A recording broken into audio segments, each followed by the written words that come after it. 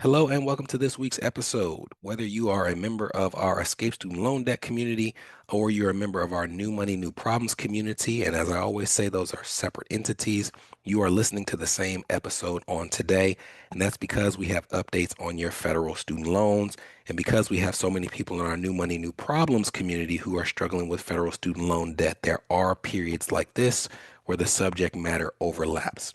There was a big update from the lawsuit between the American Federation of Teachers and the Department of Education on last week that will have a big impact on when and how and why your federal student loans will be forgiven. And we wanted to make sure that you had this information to know how to move forward.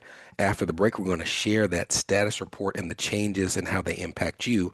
But I do want to give you a couple of minutes of context as to how we got here. If you have federal student loans, you know that there are these payment plans called income driven repayment plans. That's not a new concept to you. And under that umbrella of income driven repayment plans, there were plans that were created by the Department of Education and there were plans that were created by Congress. Now, as a part of the One Big Beautiful Bill Act and as a part of the lawsuits against the Biden era Department of Education, there has been the argument that the plans created by the Department of Education are not legal.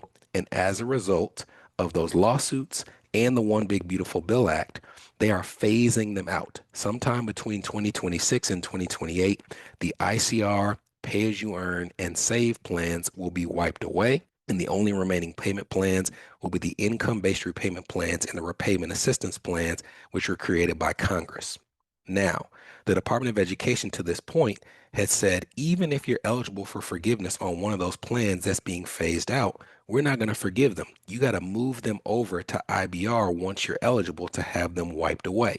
So there were a lot of people who met their 20 or 25 years needed for forgiveness on a plan that's being wiped away, who were trying to transfer their loans onto the income-based repayment plans to have that debt formally canceled. The Department of Education said that's not enough. We'll only forgive loans that are under this income-based repayment plan, so you got to switch it over here.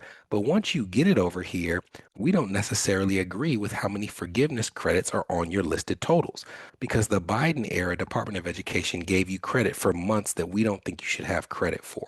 So they had people move their loans over, or there were people who were eligible and already on the income-based repayment plan, but the Department of Education was refusing to forgive loans while they went back and rechecked their payment credits using their preferred formula.